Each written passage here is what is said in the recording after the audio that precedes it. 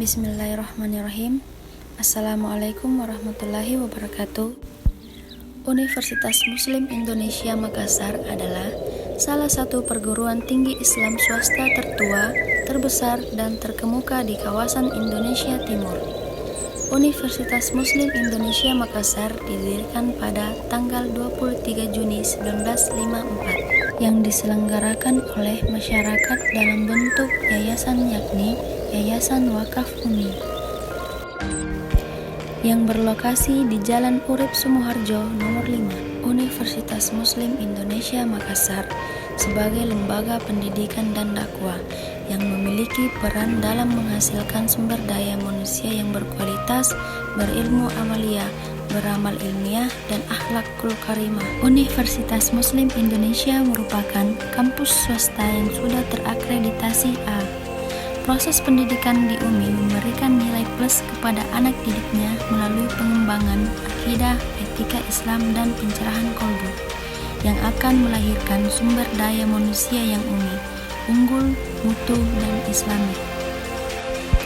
Dan saya sendiri dari Fakultas Pertanian Prodi Agribisnis yang dimana sudah terakreditasi A.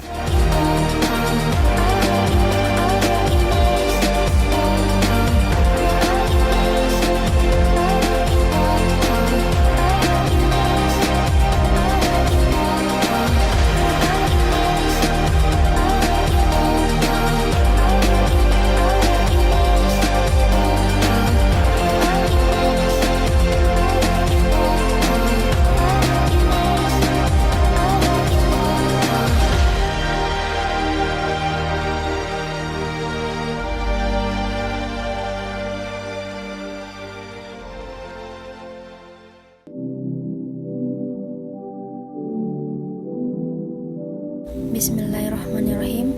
Assalamualaikum warahmatullahi wabarakatuh. Perkenalkan, saya Jumraini, nomor stambuk 083-2018-0029, kelas C1 dari kelompok 8 Agroindustri. Saya dari kampus Universitas Muslim Indonesia, Fakultas Pertanian Prodi Agribisnis. Hari ini saya akan mengunjungi pabrik penggilingan beras di Desa Bonto Matekne, Kecamatan Turatea, Kabupaten Jeneponto.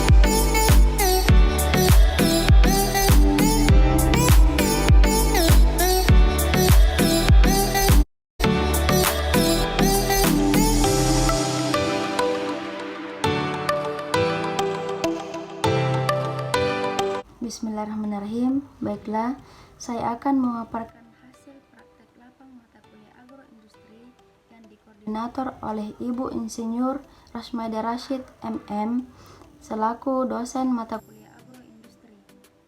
Di mana dalam praktek lapang mata kuliah agroindustri ini saya diberikan tugas untuk mewawancarai seorang pemilik pabrik penggilingan beras yang ada di daerah saya. Nah, di sini pewawancaranya adalah saya Jumraini, nomor stambuk 083-2018-0029 dari kelas C1 Agribisnis. Praktek lapang ini diadakan pada tanggal 26 April 2021 di Desa Bonto Matekne, Kecamatan Turatea, Kabupaten Jeneponto. Baiklah, kita langsung saja mulai dari identitas responden. Nama pemilik pabrik yaitu Ibu Wintang, umur 45 tahun. Pendidikan terakhir Ibu yaitu sekolah dasar. Ibu beroperasi itu 15 tahun dan jumlah unit penggilingan beras yaitu 3 unit. Baiklah, kita lanjut. Untuk input agroindustri beras, yang pertama itu sumber bahan baku yang diproses dalam pabrik penggilingan ini berasal dari 3 desa, yaitu Desa Bontomatene sendiri, Desa Kayuloe Timur, dan Desa Paitana.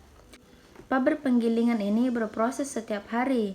Penggilingan ini ramai oleh pengunjung pada saat bulan April sampai bulan Juli. Pabrik ini mampu menggiling 2-4 ton dalam sehari. Gabah yang dibeli dalam musim tanam yang lalu adalah 50 ton. Harga beli gabah tersebut yaitu 4.000. Kadar air dari gabah yang akan digiling yaitu 20% sampai 30%. Baiklah. Berikutnya untuk sistem pasca panen, yang pertama itu di desa Baiklah. Untuk selanjutnya sistem pasca panen. Yang pertama itu di Desa Bontomatene ini panen 2 kali dalam setahun.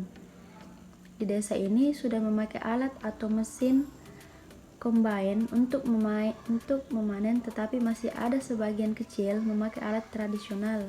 Setelah panen sudah tidak dijemur karena di desa ini sudah ada bantuan alat dari pemerintah, yaitu mesin oven atau dryer.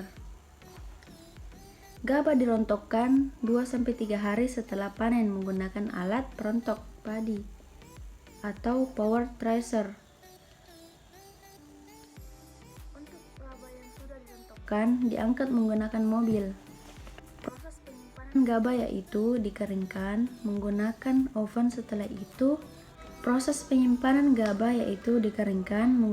oven. Setelah itu baru bisa disimpan. Proses penyimpanan gabah yaitu dikeringkan terlebih dahulu, setelah itu baru bisa disimpan. Gabah dikeringkan setelah panen dan untuk pengeringan 200 karung itu 1 kali oven.